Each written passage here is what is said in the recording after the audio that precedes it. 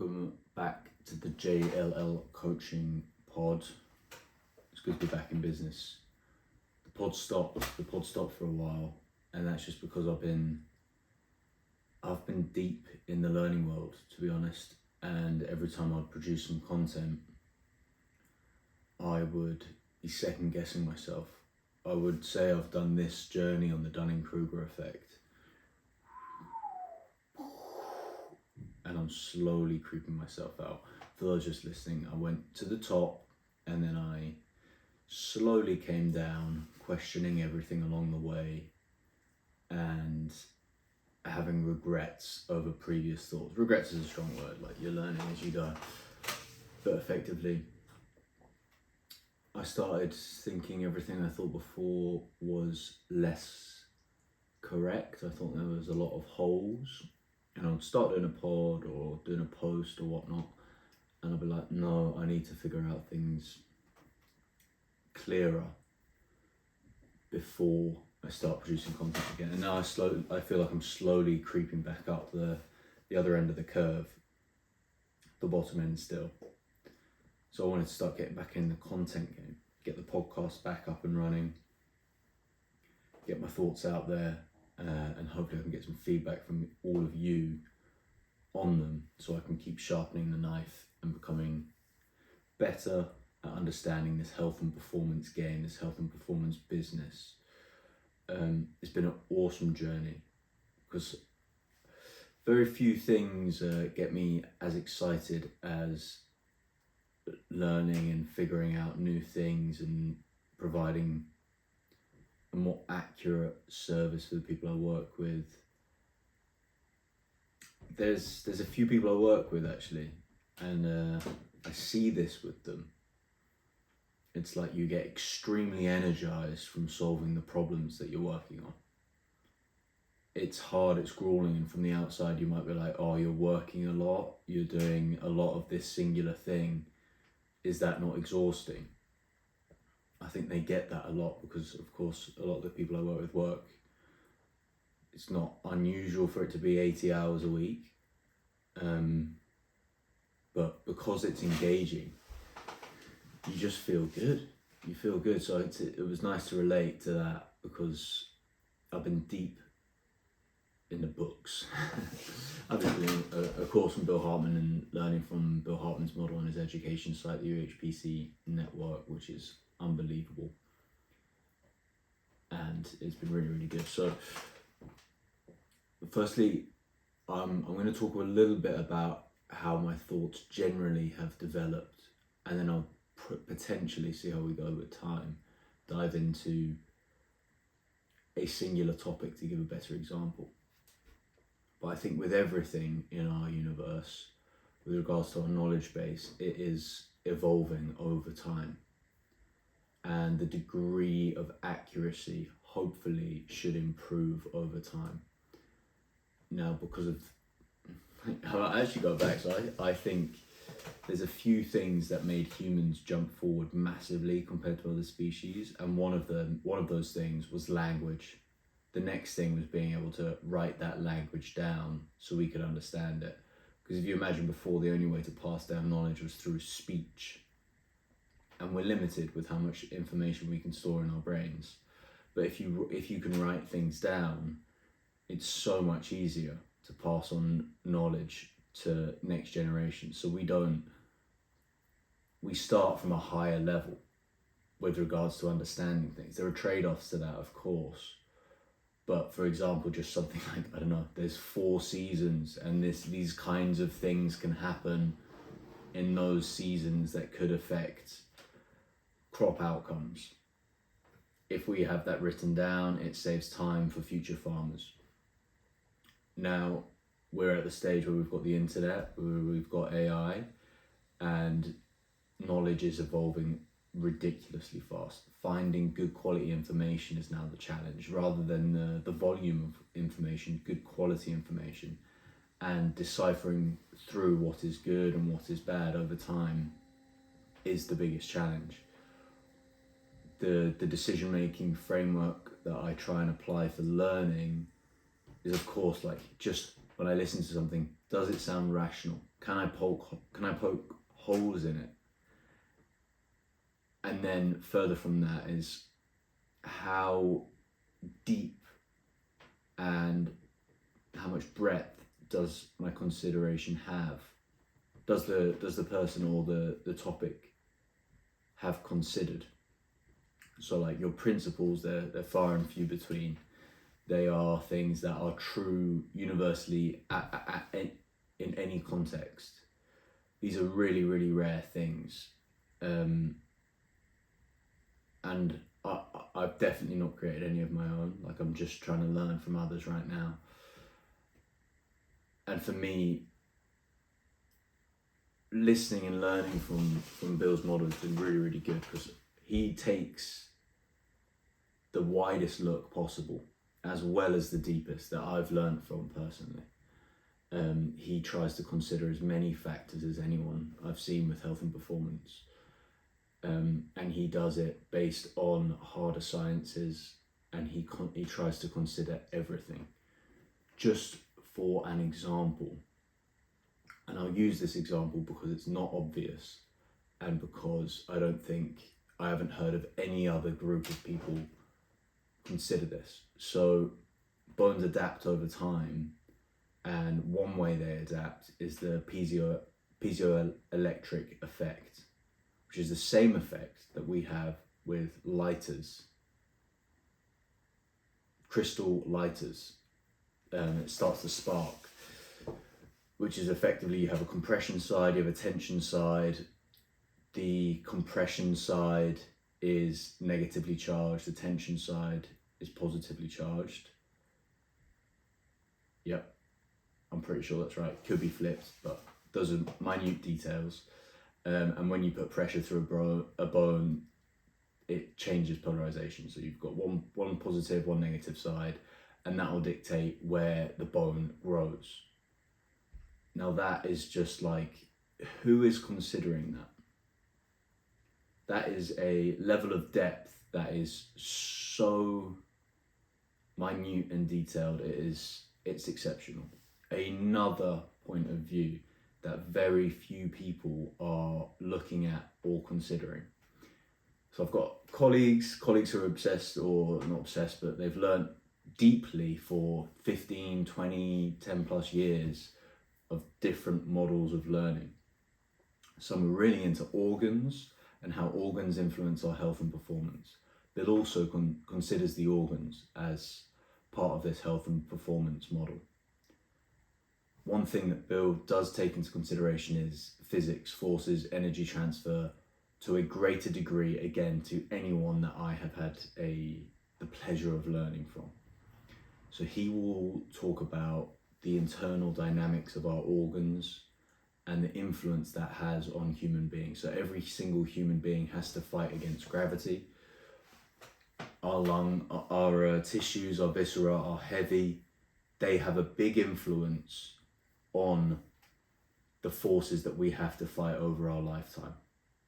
So for example, because our liver is about 2 kilos, and because of its attachment on our body and its weight, it moves a lot. It's not a massive attachment point, and this is mainly just fluid. So because of gravity, it pulls us down to the left and rotates to the left. This creates some angular momentum, this creates some torque, and that leads to all humans who have a normal organ development having a leftward precession. Now, a leftward precession is effectively a leftward turn as the angular momentum chases the torque.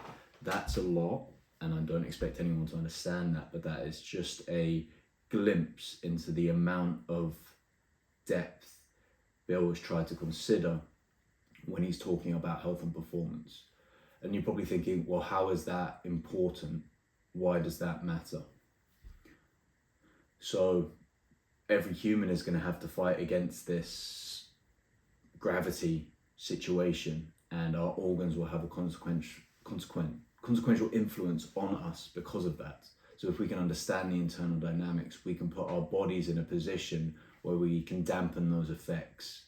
So for example, doing exercises where you are lying on your right side on the ground can help reduce the impact of gravity and that leftward precession or that leftward rotation. This can potentially help put us in a position where we can create some relative motion, create some changes so we can better manage forces in the future. So because of this leftward bias of internal dynamics, leftward precession, we can start to theorize general trends for humans with regards to how this can influence health and performance over time. Same thing with the piezoelectric. Is it piezoelastic or piezoelectric? I'm not sure. One of the two. As you can probably tell, I've been learning a lot, so forgive me for not being absolutely precise. But the piezoelectric, let me just Google that, it's going to do my nutting.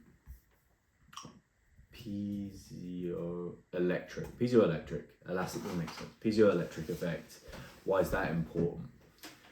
We've got this compression side, you've got this tension side. If over time, if you lose relative motions between bones, between joints, and you still have to move forward and live and act and perform in various constraints of life, you still need to put force into the ground. But if you've lost relative motions, it's likely you'll do that through a compensatory pattern, and that can lead to bones torsioning and changing shapes. If you understand how they torsion and change shape, you can influence that to reverse engineer and restore relative motions. Again, I think the more you can understand in terms of breadth and depth for humans, for the universe, the accuracy of your decisions and outcomes will improve. And that's the goal, right? You just want to increase the probability of good outcome, of desired outcomes for the people you work with over time. That's my target anyway. So the main topic I wanted to get into is how strong is strong enough? Now I think when a PT starts out or a strength coach starts out, the goal is chasing numbers. Let's add 10 kilos to your bench. Let's get you to do your pull-up. Let's get you to hex bar deadlift XYZ. Generally speaking, with the idea of that will drive a other performance outcome if it's like an athlete or just for the sake of getting stronger. I think as we develop as coaches, we start to think about the secondary, tertiary trade-offs and consequences of pursuing that strength. Now this is when it gets exciting for me. So the amount of force that we can produce as an individual, as a human, when does that start to create negative consequences? So when I was young, I just started all I wanted to do was get stronger. I remember very clearly lifting weights in my room. I joined the gym. I just wanted to chase numbers. Front squats, deadlifts, bench press I was obsessed with. I just wanted to keep going. And I added weights and I had my blinders on. So I remember at hockey practice, this guy, he was a coach player. He wasn't a good guy in that situation. Don't know how he is elsewhere. But he was like, you don't need any muscle. That's just going to slow you down. This guy was jacked, pretty lean, extremely fit. He was the best player on the team. And he said to 16-year-old me, 15-year-old me, you don't need any muscle, you're wasting your time in the gym. And me being stubborn and ignorant, I was ignoring. I was like, that's not true. If I build more muscle, I'll be able to produce more force, I'll be able to run faster, I'll be able to be more dynamic. Strength is good, strength is only good. Boy, was I wrong. Because just blindly pursuing quantitative numbers on a lift without consideration for relative motions at joints, the rate of force development, giving that time constraint, it will not apply to athletic endeavors. Moreover, it will likely lead to other things like focal loads rather than an equal distribution of energy throughout the system, it will be focal load and that can lead to things like pain. So obviously across my lifting career, I say obviously because most people have this, they have issues of pain like knee pain, shoulder pain, back pain. My back's been in bits over the years. I've been very good as of late, but pursuing these strength goals over years, I've definitely had focal loads which have led to pain. So the answer in short to how strong is strong enough is effectively very dependent on the person, outcomes they want to drive. If you're talking to a powerlifter and the only goal is to be strong, no matter the other consequences, even if you're in pain, you have focal load, you feel terrible, if you're just trying to be the strongest person in the world or the strongest version of yourself, the other consequences do not matter. You might want to maintain some part of health, particularly if you're not coming up to a competition, but generally speaking, that's the only thing that matters. So how strong is strong enough? As strong as you can be, and you keep pushing that and you keep pushing that. For people who value their health or have different constraints or they want to play sport, the answer begins to change.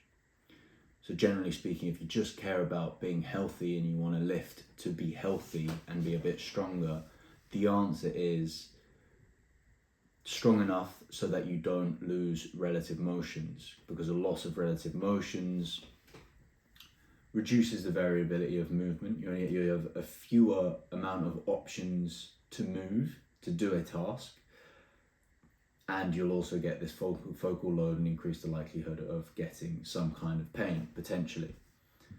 If you're an athlete, similar kind of thing, enough strength where you can maintain your relative motions and complete the tasks of your sport.